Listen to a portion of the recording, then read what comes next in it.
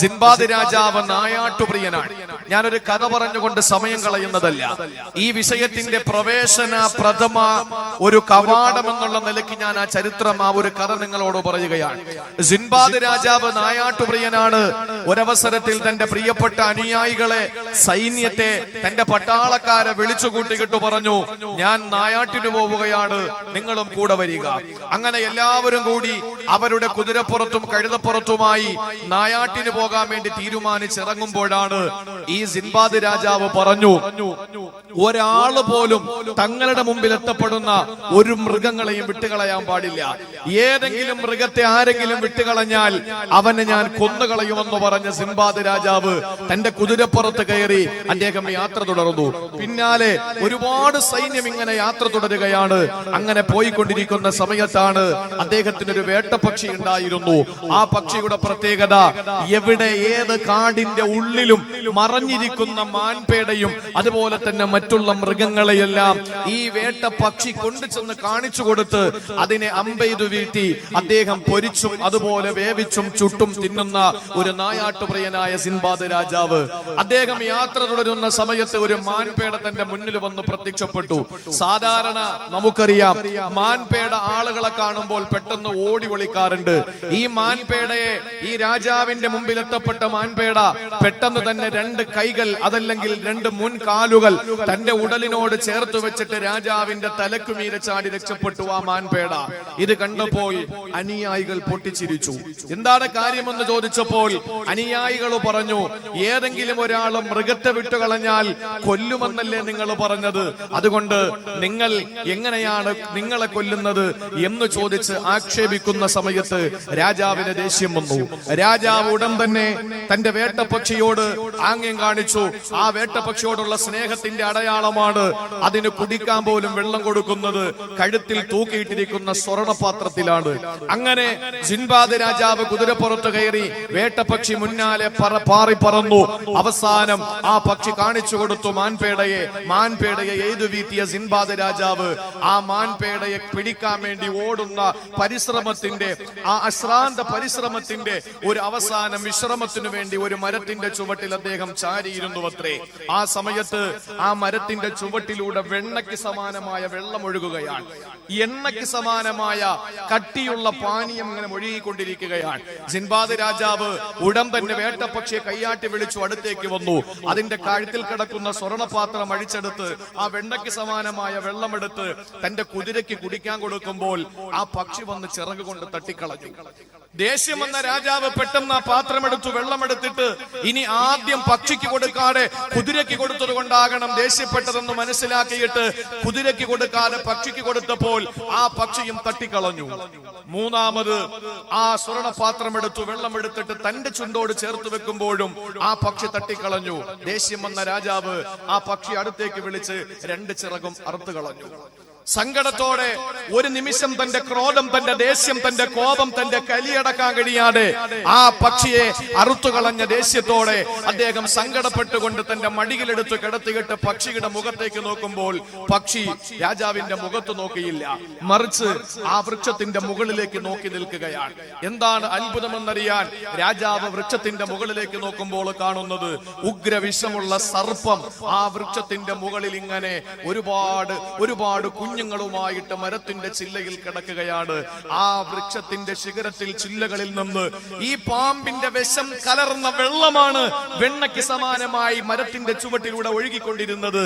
കുതിര ചത്തുപോകാതിരിക്കാൻ, രാജാവ് ചത്തുപോകാതിരിക്കാൻ, പക്ഷി ചത്തുപോകാതിരിക്കാൻ ആ പക്ഷി തന്റെ ചിറക് കൊണ്ട് പാനപാത്രം തട്ടിക്കളഞ്ഞതാണ് എന്ന് രാജാവിന് മനസ്സിലാക്കാൻ കഴിഞ്ഞത് ആ പക്ഷിയുടെ രണ്ട് ചിറകുകളും മുറിച്ചു കളഞ്ഞതിന് ശേഷമാണ് എന്ന് സിൻബാദ് രാജാവിനെ പറ്റി 1001 രാവുകൾ എന്ന് പറയുന്ന കഥാപുസ്തകത്തിൽ എഴുതിയിരിക്കുന്നുവെങ്കിൽ എന്റെ പ്രിയപ്പെട്ട സഹോദരങ്ങളുടെ മുമ്പിൽ എനിക്കിന്ന് പറയാനുള്ള വിഷയം വളരെ സുപ്രധാനമായി നാം കേൾക്കേണ്ട വിഷയമാണ്. പ്രത്യേകിച്ച് ഈ കാലഘട്ടത്തിൽ എന്റെ പ്രിയപ്പെട്ട സഹോദരങ്ങൾ എത്ര ക്ഷീണമുള്ളവരാണെങ്കിലും എത്ര തിരക്കുള്ളവരാണെങ്കിലും 2 മണിക്കൂർ എന്റെ പ്രഭാഷണം ശ്രവിക്കണമേ എന്ന് ഞാൻ ആവശ്യപ്പെട്ടുകൊണ്ട് എന്റെ പ്രിയപ്പെട്ട സഹോദരങ്ങളോട് പറയുന്നു. അള്ളാഹു എല്ലാ കഴിവുകളും കൊടുത്തിട്ടുള്ള ഒരു വിഭാഗമാണ് മനുഷ്യൻ. ചിലപ്പോൾ അള്ളാഹു തആല പക്ഷികൾക്ക് പക്ഷികൾക്ക് മനുഷ്യനേക്കാൾ കഴിവ് കൊടുത്തതായിട്ട് ചരിത്രത്തിൽ നമുക്ക് കാണാൻ കഴിയും. അതിന്റെ ഖുർആനികമായ തെളിവുകൾ 3 ഒരു 5 മിനിറ്റിന്റെ ഉള്ളിൽ പറഞ്ഞുകൊണ്ട് ഇൻഷാ അല്ലാഹ് ഞാൻ എന്റെ വിഷയത്തിലോട്ട് കടന്നു വരികയാണ്. സിൻബാദ് രാജാവിന്റെയും 1001 രാവ് കഥയുടെയും അതൊന്നും നമ്മുടെ ഒരു ചർച്ചാ വിഷയമാക്കേണ്ട കാര്യമല്ല. അത് നമുക്കൊരു പ്രാമാണികതയല്ല. അതുകൊണ്ട് തന്നെ ഖുർആനിലൂടെ അല്ലാഹു തആല മനുഷ്യന് കഴിവ് കൊടുത്തു, മനുഷ്യനെ ആദരിച്ചു എന്ന് പറഞ്ഞാലും വലഖദ് കറംനാ ബനി ആദമ, മനുഷ്യ സന്തതികളെ നാം ബഹുമാനിച്ചിരിക്കുന്നു, ആദരിച്ചിരിക്കുന്നുവെന്ന് പരിശുദ്ധമായ ഖുർആനിലൂടെ അല്ലാഹു റബ്ബുൽ ഇസ്സത്ത് പ്രതിപാദിക്കുമ്പോൾ മനുഷ്യനേക്കാൾ ചില ഘട്ടങ്ങളിൽ, ചില സമയങ്ങളിൽ, ചില സന്ദർഭങ്ങളിൽ അല്ലാഹു ചില പക്ഷികൾക്ക് കഴിവ് കൊടുത്തതായി നമുക്ക് കാണാൻ കഴിയും. സഹോദരങ്ങളെ, അതിൽ ഒന്നാമത്തെ ഖുർആനികമായ തെളിവ് എവിടെയെന്നറിയുമോ? സൂറത്തുൽ മാഇദയിലൂടെ പടച്ചതമ്പുരാന് പരിചയപ്പെടുത്തുന്ന ചരിത്രമാണ്. ആദ്യത്തെ മനുഷ്യനായ ആദം നബി അലൈഹിസ്സലാത്തു വസ്സലാമിന്റെ പ്രിയപ്പെട്ട പൊന്നുമക്കളായ ഹാബീലും ഹാബീലും എന്ന് പറയുന്ന പൊന്നുമക്കള് തമിഴ്നാട്ടിലെ രാമേശ്വരത്ത് വെച്ച്, സഹോദരങ്ങളെ, തമിഴ്നാട്ടിലെ രാമേശ്വരത്ത് വെച്ച് രാഷ്ട്രപതിയായിരുന്ന APJ അബ്ദുൽ കലാമിനെ മറമാടിയിട്ടുള്ള രാമേശ്വരമുണ്ടല്ലോ, തമിഴ്നാട്ടിലെ രാമേശ്വരത്ത് വെച്ച് ഹാബീൽ എന്ന പേരുള്ള തന്റെ പൊന്നുമോന് ഹാബീൽ എന്ന് പറയുന്ന പൊന്നുമോനെ കൊന്നുകളഞ്ഞ സംഭവം നമുക്കറിയുമല്ലോ. അത് വിശാലമാണ്, പറയാൻ നമുക്ക് സമയമില്ല. പ്രിയപ്പെട്ട സഹോദരങ്ങളെ, വിശുദ്ധമായ ഖുർആൻ സൂറത്തുൽ മാഇദയിലൂടെ അല്ലാഹു പറയുകയാണ്, ഫബഅസല്ലാഹു ഖുറാബാ,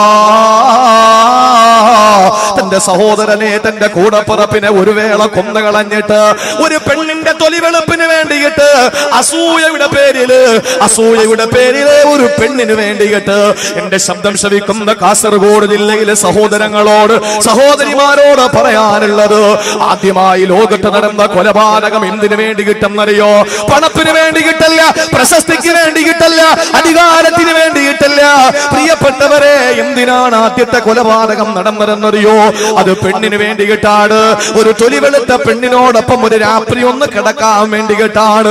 ഹാബീൽ എന്ന് പറയുന്ന പൊന്നുമോ, ഹാബീൽ എന്ന് പറയുന്ന കൂടപ്പുറപ്പിനെ കൊന്നിട്ട് എന്ത് ചെയ്യണമെന്നറിയില്ല. ആ ശവശരീരം എടുത്ത് തോളത്തിട്ടുകൊണ്ട് നടക്കുകയാണ്. അല്ലാഹുവിന്റെ പരിശുദ്ധമായ ഖുർആൻ സൂറത്തുൽ മാഇദ പറയുകയാണ്, എന്തു ചെയ്യണം തന്റെ കൂടപ്പറപ്പിന്റെ ശവശരീരത്തെ, ഡെഡ് ബോഡി എന്തു ചെയ്യണമെന്നറിയാതെ ആ പ്രിയപ്പെട്ട സഹോദരനെ തോളത്തെടുത്തിട്ട് കൊണ്ട് നടക്കുന്ന സമയത്ത് അല്ലാഹുവിന്റെ പരിശുദ്ധ ഖുർആൻ പറയുകയാണ്, നബിയേ ഫബഅസല്ലാഹു ഖുറാബാ, അല്ലാഹു ഒരു കാക്കയെ അയക്കുകയാണ്. ഒരു കാക്ക പാറി പറന്നു പോകുന്ന കരിങ്കാക്കയെ അല്ലാഹു അയക്കുകയാണ്. ആ കാക്ക ഭൂമി ലോകത്തേക്ക് ഇറങ്ങി വരികയാണ്. സഹോദരങ്ങളെ, വന്നിട്ട് എന്ത് ചെയ്തെന്നറിയുമോ? ആ കാക്കയുടെ ചുണ്ടുകൊണ്ട് മണ്ണ് മാറ്റുകയാണ്. ആ കാക്കയുടെ ചുണ്ടുകൊണ്ട് മണ്ണ് മാറ്റുകയാണ്. ആ സമയത്ത് മനുഷ്യന് ബോധോദയമുണ്ടായി. ഹാബീൽ ചിന്തിച്ചു, ഞാനും ഇതുപോലെ മണ്ണ് മാറ്റിയിട്ട് എന്റെ കൂടപ്പുറപ്പിന്റെ ശവശരീരത്തെ മറമാടിയാലോ എന്ന് ചിന്തിച്ചുകൊണ്ട് ആ കൂടപ്പുറപ്പിന്റെ ശവശരീരത്തെ മറമാടാ ഹാബീൽ മണ്ണ് മാറ്റുകയാണ്. എന്നിട്ട് ആ മണ്ണ് മാറ്റിയിട്ട് ആ ഹാബീൽ പറഞ്ഞതെന്തെന്നറിയുമോ? അല്ലാഹുവിന്റെ ഖുർആൻ പറയുകയാണ്, ഖാലയാ വൈലതാ അഅജസ്തു അൻ അകൂന മിസ്ല ഹാദൽ ഖുറാബ്, അഅജസ്തു അൻ അകൂന മിസ്ല ഹാദൽ ഖുറാബ്. അല്ലാഹുവേ, കാക്കയുടെ കഴിവ് പോലും എനിക്കില്ലാതെ പോയല്ലോ. പെങ്ങളെ, നിന്റെ കെട്ടിയോ മരണപ്പെടുമ്പോ, നിന്റെ പൊന്നുമക്കള് മരണപ്പെടുമ്പോ, നിന്റെ മാതാപിതാക്കൾ മരണപ്പെടുമ്പോ, നിന്റെ ആളുകൾ മരണപ്പെടുന്ന സമയത്ത് ഇന്ന് മണ്ണ് വെട്ടിയിട്ട് മണ്ണ് കുഴിച്ചിട്ട് കബറിനടിയിലേക്ക്, മണ്ണിനടിയിലേക്ക് ഇറക്കി വെക്കുന്ന മയ്യത്തിന് ആരാ മനുഷ്യന് അടക്കാൻ പഠിപ്പിച്ചു കൊടുത്തതെന്നറിയോ? ഒരു പക്ഷിയാണ്, പക്ഷിയാണ്, പക്ഷിയാണ്. ഏത് പക്ഷിയാണ് എന്റെ പ്രിയപ്പെട്ടവരെ? പാറി പറന്നു പോകുന്ന കാക്കയുണ്ടല്ലോ, ആ കാക്കയാണ് മനുഷ്യന് അടക്കാൻ പഠിപ്പിച്ചു കൊടുത്തത്. അല്ലാഹുവിന്റെ ഖുർആൻ സൂറത്തുൽ മാഇദ പറയുകയാണ്, അവിടെ മനുഷ്യനേക്കാൾ കഴിവല്ല കൊടുത്തത് കാക്കയ്ക്കാണ്. ചരിത്രത്തിൽ നമ്മൾ അല്പം താഴോട്ട് വരുമോ പ്രിയപ്പെട്ടവരെ? മഹാനായ സയ്യിദുനാ സുലൈമാൻ നബി അലൈഹിസ്സലാം രണ്ടാമത്തെ ചരിത്രമാണ്. ഞാൻ ചുരുക്കി പറയും, എന്റെ വിഷയം അവിടെയല്ല. സുലൈമാൻ നബി അലൈഹിസ്സലാത്തു വസ്സലാം, സഹോദരങ്ങളെ, തനിക്കൊരു പ്രൈവറ്റ് സെക്രട്ടറി ഉണ്ടായിരുന്നു. ആരാണ് സുലൈമാൻ നബിയുടെ പ്രൈവറ്റ് സെക്രട്ടറി എന്നറിയുമോ? ആരാ ആരാണ് പാർട്ടി കൊടുത്തയാളല്ല. ആരാണ് സുലൈമാൻ നബിയുടെ പ്രൈവറ്റ് സെക്രട്ടറി എന്നറിയുമോ? ഹുദൂദ് എന്ന മരം കൊത്തിയാണ്. നേരം വെളുത്തു നോക്കുമ്പോൾ മരം കൊത്തിയെ കാണാനില്ല. സുലൈമാൻ നബി അലൈഹിസ്സലാത്തു വസ്സലാം അത്ഭുതപ്പെടുകയാണ്. എവിടെ പോയി മരം കൊത്തി കാണുന്നില്ലല്ലോ, തന്റെ പ്രൈവറ്റ് സെക്രട്ടറിയെ കാണുന്നില്ലല്ലോ.